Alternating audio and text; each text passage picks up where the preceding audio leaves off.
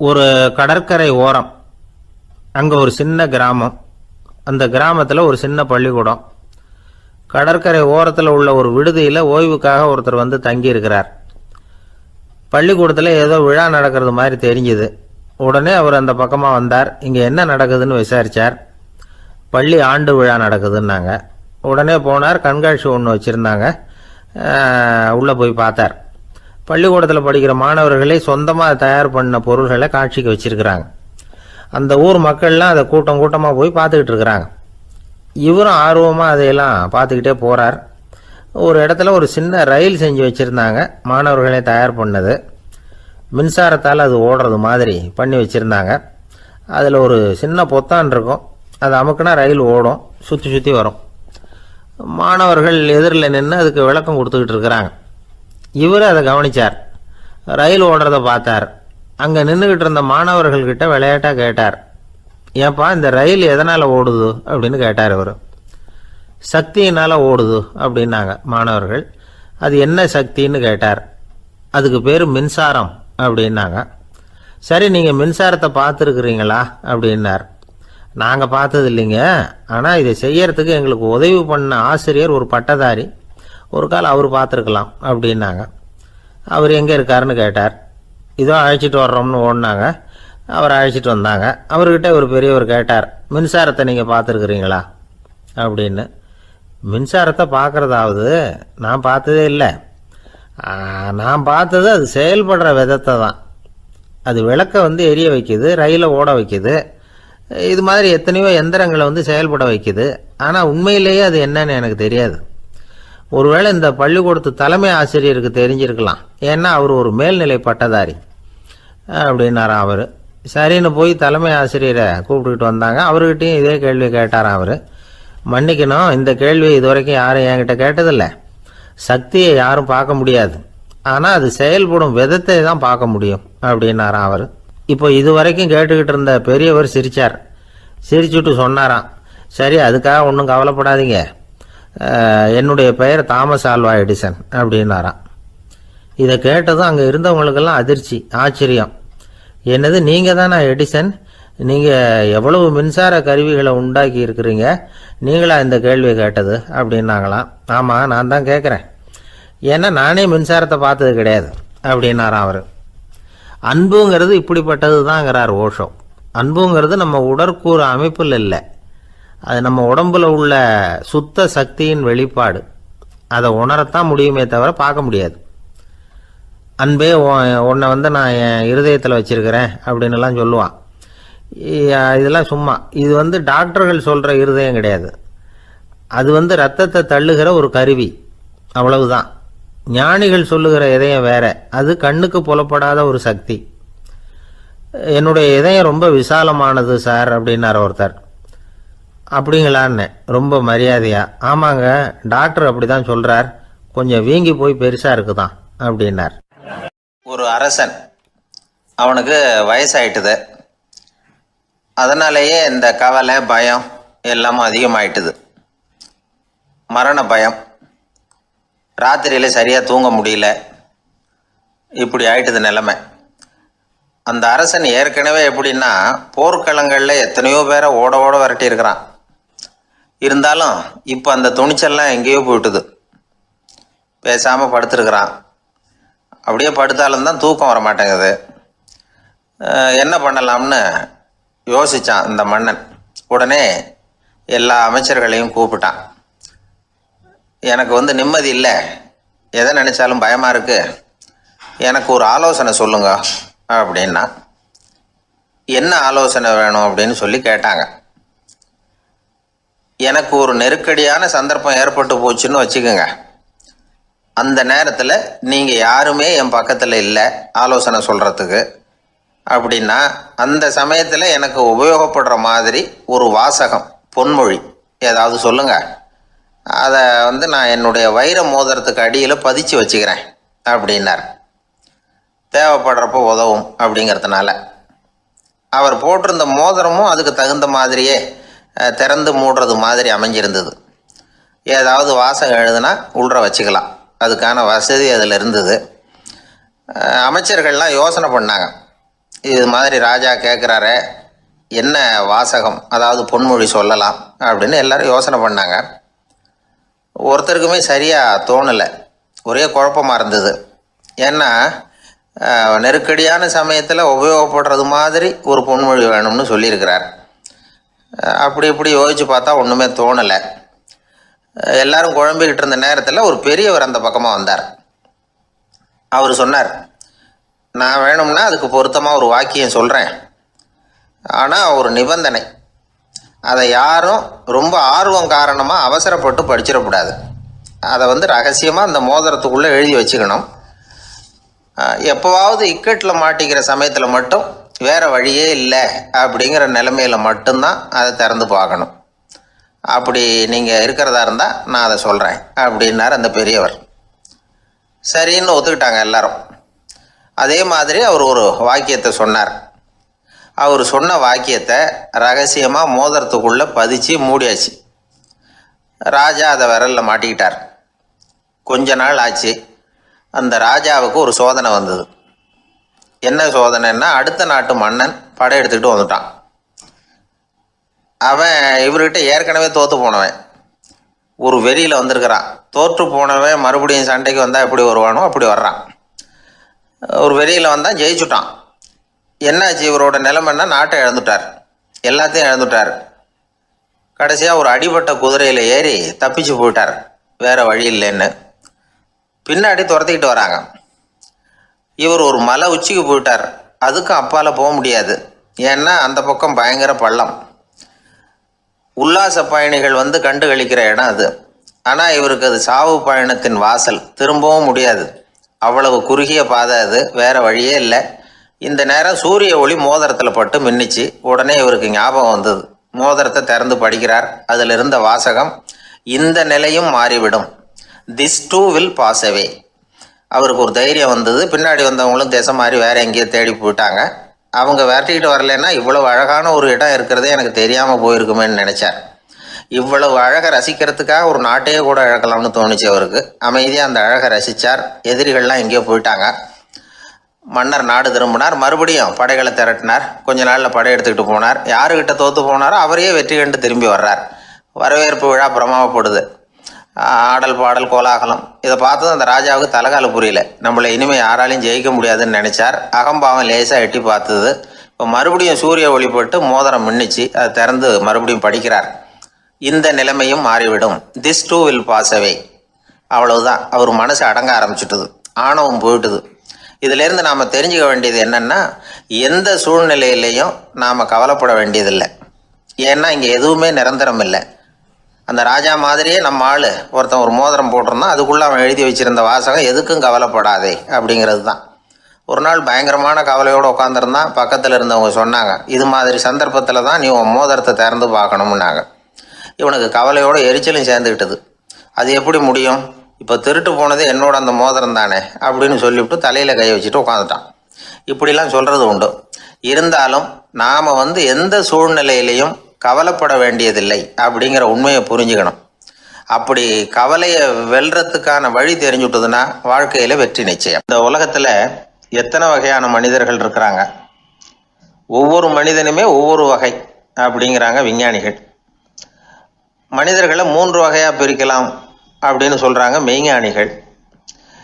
இவங்களை பற்றிலாம் ஏற்கனவே நாம் பேசியிருக்கிறோம். இப்போ டாக்டர் எட்வர்டு பேட்ச் அப்படிங்கிற நிபுணர் என்ன சொல்கிறார் தெரியுமா?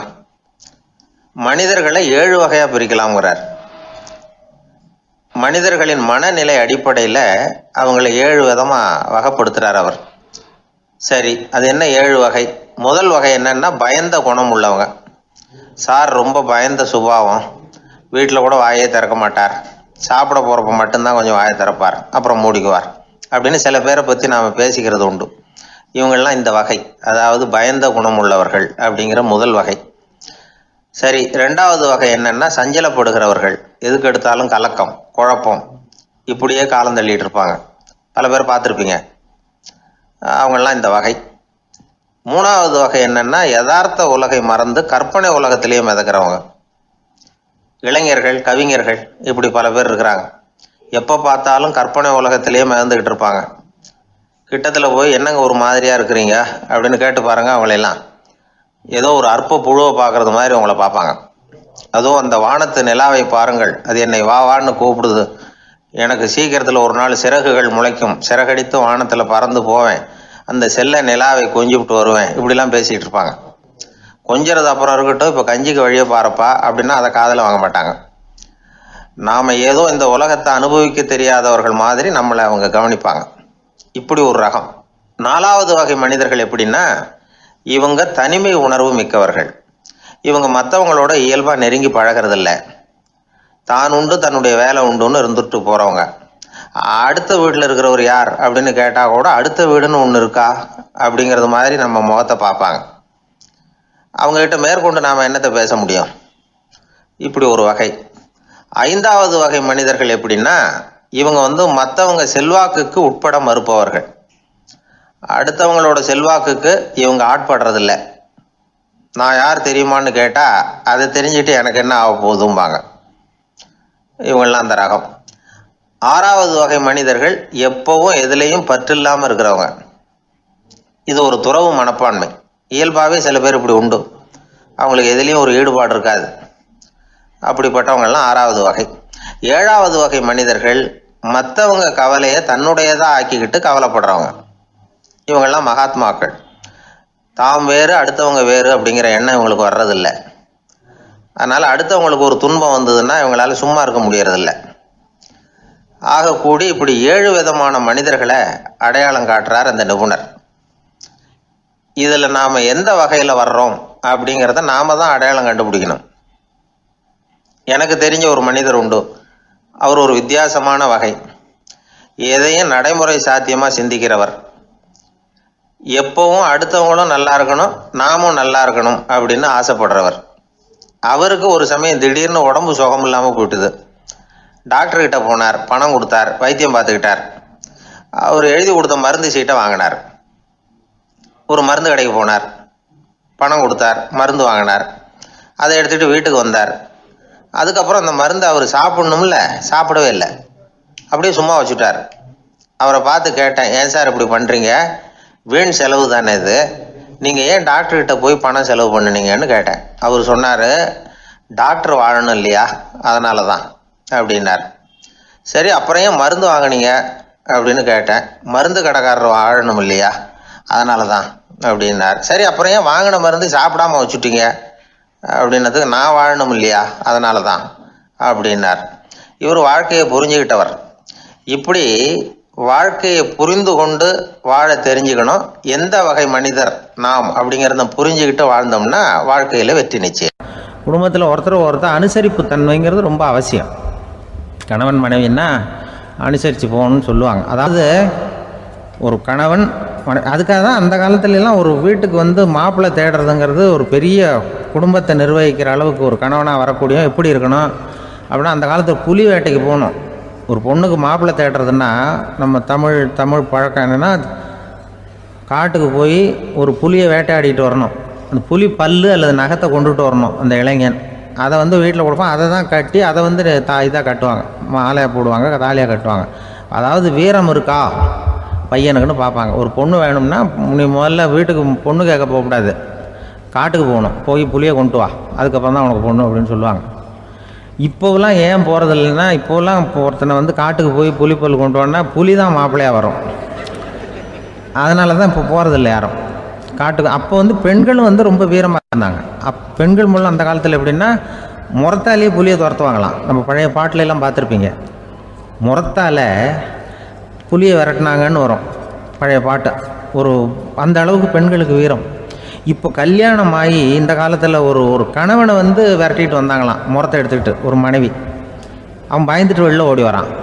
பின்னாடி முறத்தை எடுத்துகிட்டு அந்த அம்மா ஓடி வருது.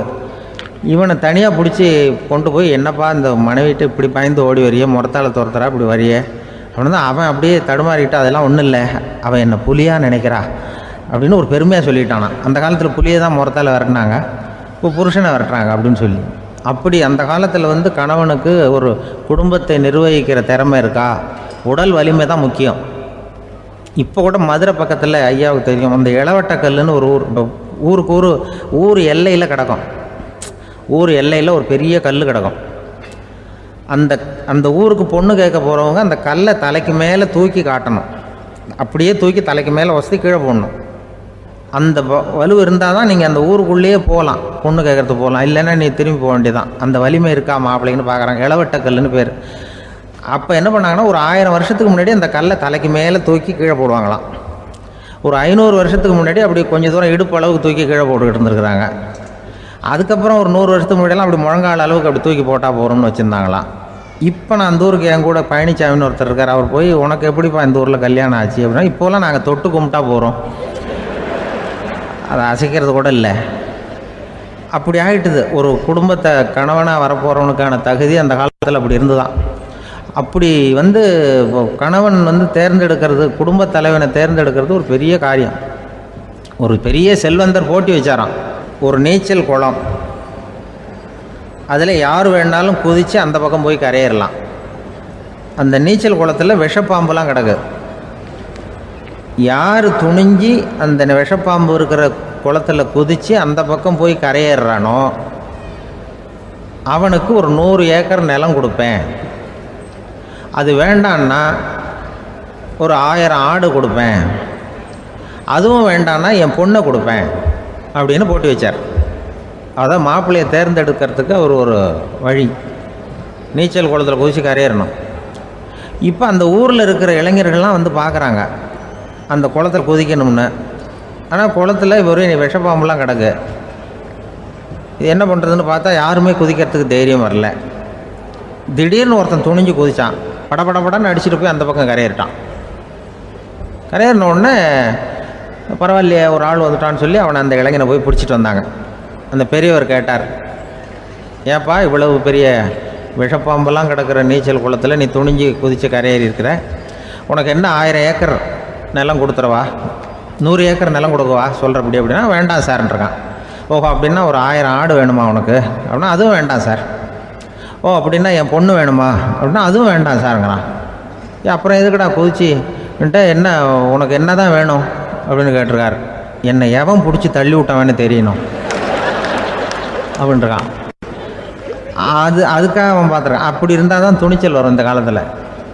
எதுக்கு இவ்வளவு சங்கடம்லாம் வச்சாங்கன்னா, ஒரு குடும்பத்துக்கு தலைவராக வர வேண்டிய ஒரு ஆள், கணவனாக இருக்க வேண்டியவனுக்கு துணிச்சல் இருக்கா, தைரியம் இருக்கா அப்படிங்கிறது பார்க்குறதுக்காக இப்படிப்பட்ட தேர்வு முறைகள்லாம் வச்சுருந்தாங்க அந்த காலத்துலலாம். இப்போலாம் கல்யாணம் பண்ணுறது ஆளுக்கு நேரில் பார்க்காமலே கூட கல்யாணம் நடக்குது இன்டர்நெட்டில்.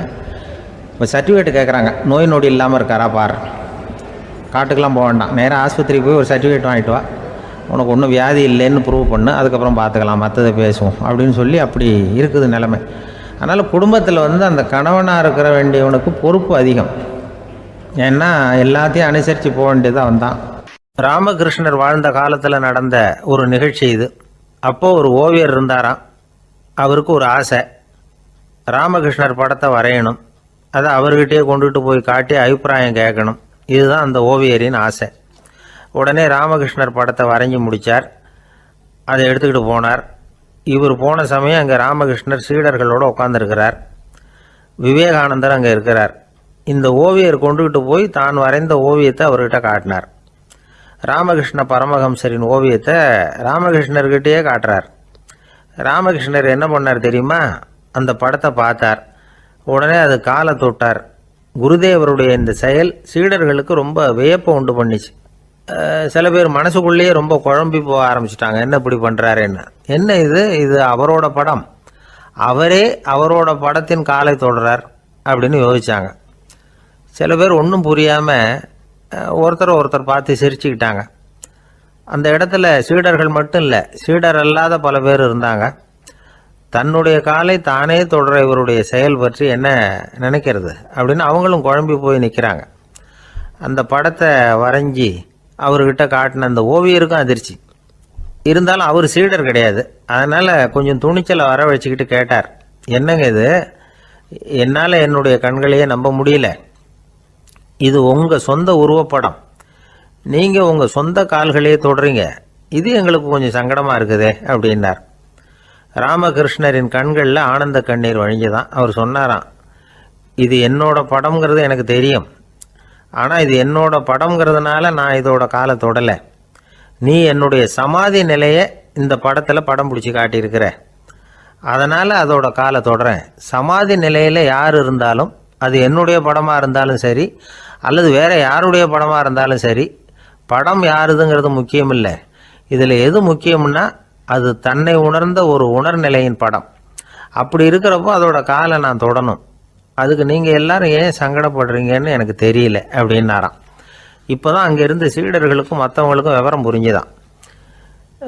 இதுக்கு முன்னாடி யாரும் செய்யாததை இவர் செஞ்சிருக்கிறார், ஆனால் அவருடைய காரணம் ரொம்ப நியாயமானது அப்படிங்கிறத உணர்ந்தாங்களாம்.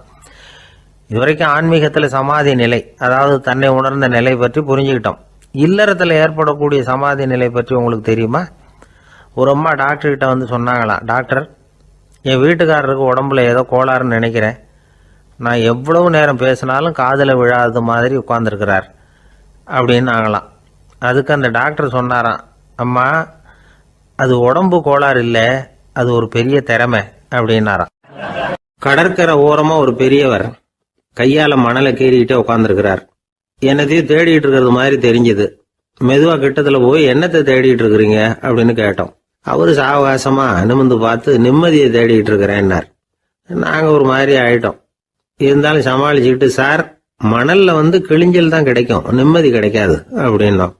சரி, இன்னைக்கு வசமா நம்ம கிட்ட ஒரு ஆள் மாட்டிக்கிட்டார் அப்படின்னு நினைச்சு அவர் பக்கமா போய் உட்காந்துக்கிட்டு கதை சொல்ல ஆரம்பிச்சிட்டோம். ஒரு பெரிய மன்னர் இருந்தார். அவருக்கு எல்லா வசதியும் இருந்தது. இருந்தாலும் ஒரே ஒரு குறை. அது என்னன்னா நிம்மதி இல்லைங்கிற குறை. அரண்மனையில தினமும் கலை நிகழ்ச்சி, நாட்டியம் எல்லாம் நடந்துகிட்டு தான் இருந்தது. இருந்தாலும் நிம்மதி இல்லை. சரி, நிம்மதி எங்க கிடைக்கும் அப்படின்னு தேட ஆரம்பிச்சார். உடனே அதுக்கான முயற்சிகள்ல தீவிரமா இறங்கினார். நாட்டில் உள்ள தத்துவ மேதைகளை எல்லாம் கூப்பிட்டுட்டு வர சொன்னார். எல்லாரும் வந்து சேர்ந்தாங்க. அவங்கள பார்த்து நிம்மதி எங்க இருக்குது அப்படின்னு விசாரிச்சார். அவங்களுக்கு அது தெரிஞ்சா ஏன் இப்படி ராஜா முன்னாடி வந்து நின்றுட்டு இருக்க போறாங்க? ராஜாவோட கேள்விக்கு ஒவ்வொருத்தரும் ஒவ்வொரு மாதிரி விளக்கம் கொடுக்க ஆரம்பிச்சிட்டாங்க. எந்த பதிலும் ராஜாவுக்கு திருப்தி அளிக்கக்கூடிய அளவுக்கு இல்லை. சரி, போயிட்டு வாங்கன்னு சொல்லி அவங்கள எல்லாம் அனுப்பி வச்சுட்டார். ஒரு நாள் அவர் மாளிகையில உப்பரிகையில நின்றுட்டு இருக்கிறார். அந்த சமயத்துல தெருவில் ஒரு பிச்சைக்காரன் ரொம்ப உல்லாசமா பாட்டு பாடிக்கிட்டே போயிட்டு இருக்கிறான். குரல்ல ஒரு சந்தோஷம், நடையில ஒரு மிடுக்கு. அவங்ககிட்ட கொஞ்சம் கூட கவலை இருக்கிறதா தெரியல. உடனே ராஜா அதை பார்த்தார். ஏவலாளிகளை வந்து கைதட்டி கூப்பிட்டார். உடனே ஓடி போய் அந்த பிச்சைக்காரனை இங்க அழைச்சிட்டு வாங்கன்னு உத்தரவு போட்டார். இவங்க உடனே ஓடி போய் அவனை கூப்பிட்டாங்க. அரண்மனைக்கு வாழ்ந்தாங்க. அவன் வரல. அரண்மனைக்குள்ள அடி எடுத்து வைக்க மாட்டேன்னு சொல்லிவிட்டான். ராஜா கிட்ட வந்து விஷயத்தை சொன்னாங்க. அவருக்கு ரொம்ப ஆச்சரியம், இப்படி ஒரு ஆள் இருக்கிறானா அப்படின்னு.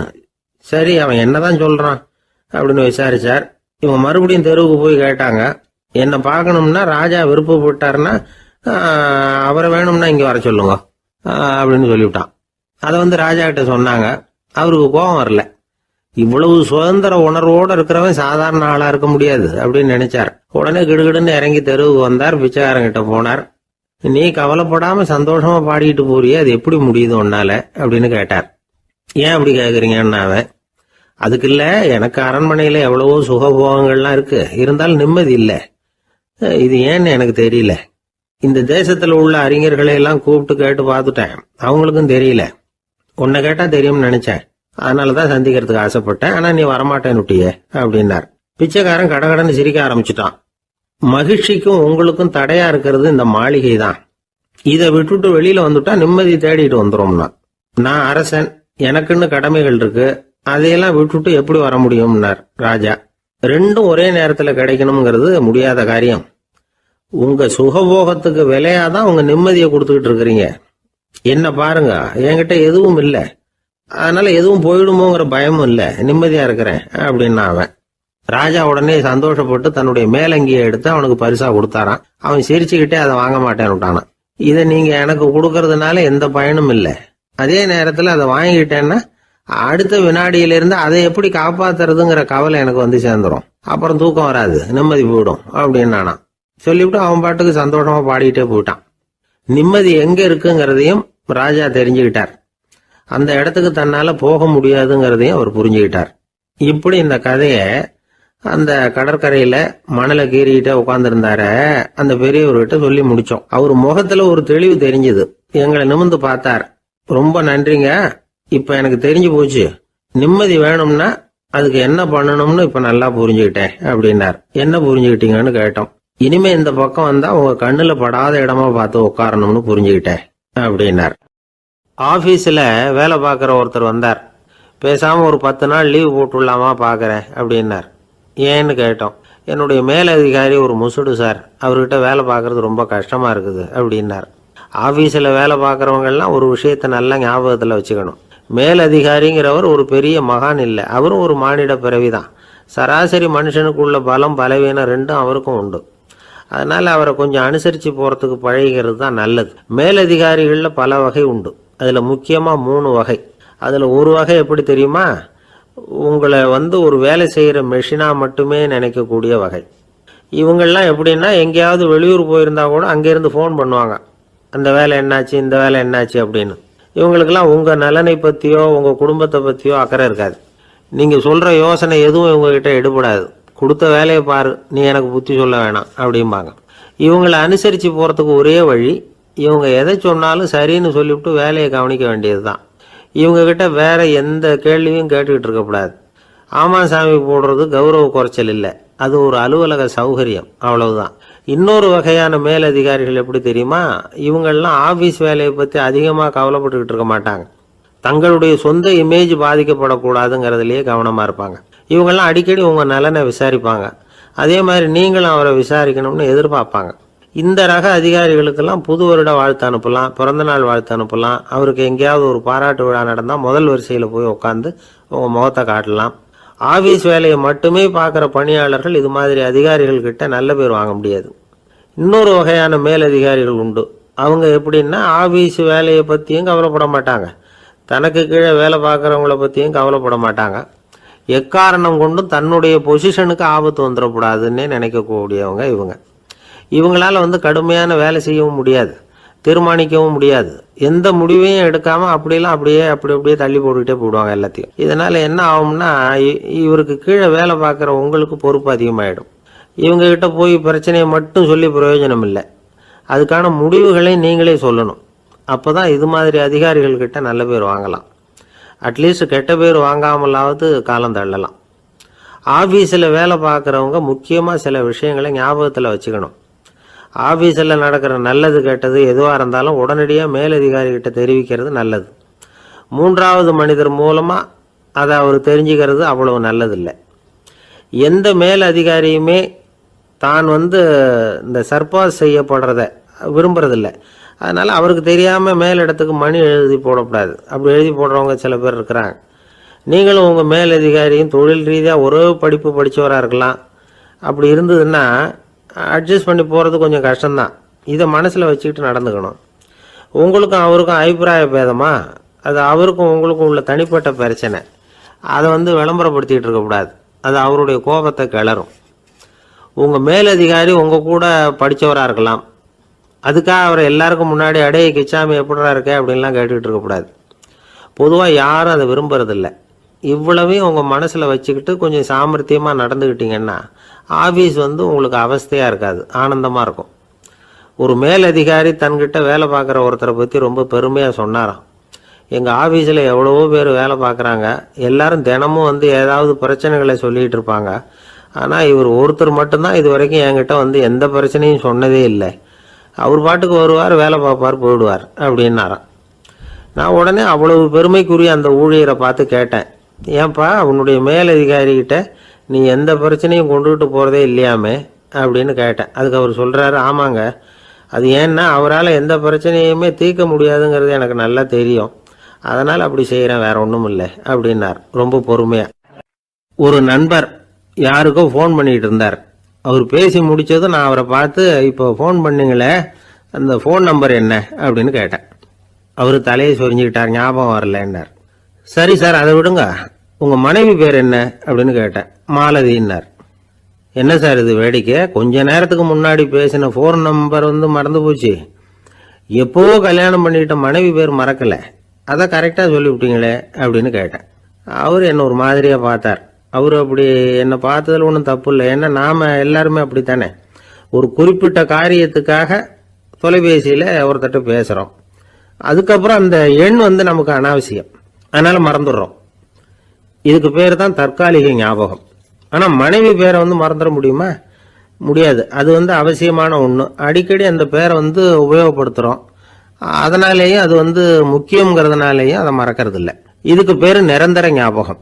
சரி, இந்த தற்காலிக ஞாபகம், நிரந்தர ஞாபகம், இது ரெண்டு ஞாபக அளவுகளையும் கட்டுப்படுத்துறது எது அப்படின்னா மூளைக்குள்ள நடக்கிற மின்சார நடவடிக்கைகள் தான். தற்காலிக ஞாபகம் ஒரு மின்னல் மாதிரி தோன்றி மறையுது. நிரந்தர ஞாபகம் ஒரு படிவம் போல மூளையில படிஞ்சுடுது. ஒரு சம்பவத்தின் பல பிரதிகள் மூளையில பல்வேறு பகுதிகளிலேயும் படியறதுனால ஒன்னு மறைஞ்சாலும் மறந்தாலும் இன்னொன்னு மறையறதில்லை. இப்படிப்பட்ட நிலைமையில தான் தொண்டையில இருக்கு, வாயில வரமாட்டேங்குது சார் அப்படிமா. ஒருத்தருக்கு எந்த துறையில ஆர்வமும் ஈடுபாடும் அதிகமோ அது சம்பந்தமான ஞாபக சக்தி அதிகமா இருக்கும். தொழிலை விரும்புகிற ஒரு டெலிபோன் ஆபரேட்டருக்கு எண்கள்லாம் நல்ல ஞாபகம் இருக்கும். அது மாதிரி கவிஞர்களுக்கு வார்த்தைகள் நல்ல ஞாபகத்தில் இருக்கும். இது ஒரு பக்கம் இருந்தாலும் ஒரு மூளை எண்களை விட எழுத்துக்களை விட படங்களை ரொம்ப சுலபமா ஞாபகத்தில் வச்சுக்குது. புரிஞ்சுக்கிற தன்மை, அனுபவம், புத்தி கூர்மை இது கூடி குறையறத பொறுத்து ஞாபக சக்தியும் ஏறும் இறங்கும். இப்போ உதாரணத்துக்கு ஒரு பையனுக்கு படித்தது எதுவும் ஞாபகத்தில் இல்லைன்னா அவன் அதை சரியா புரிஞ்சுக்கலன்னு அர்த்தம். இந்த மறதிங்கிறது எந்த சமயத்தில் ஒரு பிரச்சனை ஆகுது தெரியுமா? உங்களுக்கு வேண்டியப்பட்ட ஒருத்தரை ஞாயிற்றுக்கிழமை சாயந்தரம் சரியா 5 மணிக்கு கடற்கரைக்கு வர சொல்லிவிட்டு அந்த நேரத்தை மறந்துட்டா அது பரவாயில்ல, வர சொன்னதையே மறந்துட்டாதான் நிலைமை மோசம்னு அர்த்தம். இப்படி இருந்தா இது சிகிச்சை எடுத்துக்க வேண்டிய நிலைமைங்கிறத புரிஞ்சுக்கணும். ஆமா, இதுக்கும் மருந்து இருக்கு. ஆனா மூளை குறிப்பிட்ட அளவுக்கும் கீழே இயங்குறப்போவோ இன்னொன்னு சொல்லுவாங்க, இந்த நியூரோ டிரான்ஸ்மிட்டர் அப்படின்னு சொல்லுவாங்க. அப்படிங்கிற மூளை ரசாயனம் ரொம்பவும் குறைஞ்சி போறப்போ மட்டும்தான் உபயோகப்படும். டாக்டர் என்ன சொல்றாங்க தெரியுமா? மூளையை பொறுத்த வரைக்கும் அதுல ஞாபக சக்தி அதிகமா உள்ள மூளை, மறதி உள்ள மூளை அப்படின்னு ஒன்றும் கிடையாது அப்படிங்கிறாங்க. நினைவு வச்சுக்கிறதுக்கு பயிற்சி அளிக்கப்பட்ட மூளை, பயிற்சியற்ற மூளை அப்படின்னு வேணும்னா சொல்லலாம் அப்படின்னு சொல்றாங்க. அதனால நம்ம ஞாபக சக்திங்கிறது நம்ம கிட்ட இருக்கிற பயிற்சி, முயற்சி இதை பொறுத்து தான் அமையும். ஒருத்தர் ஒரு பென்சிலை எங்கேயோ வச்சுக்கிட்டு தேடிக்கிட்டு இருந்தார். அப்புறம் என்னமோ தீவிரமா யோசனை பண்ணி அதை ஞாபகப்படுத்தி பார்த்துக்கிட்டு இருந்தாராம். எதிரில் உட்கார்ந்து இருந்தவர் சொன்னார், பென்சிலை தானே தேடிட்டு இருக்கீங்க, அது உங்க வலது காதில் இருக்குது சார் அப்படின்னாராம் அவரு. இதுக்கு அவரு சொல்லியிருக்காரு, பென்சிலை வலது காதில் தான் வச்சிருக்கேங்கிறது எனக்கு நல்லா ஞாபகம் இருக்கு, ஆனா எது வலது காதுங்கிறது தான் மறந்து போச்சு அப்படின்னாராம். அவர் அதை தான் யோசிச்சுட்டு இருந்திருக்கிறார்.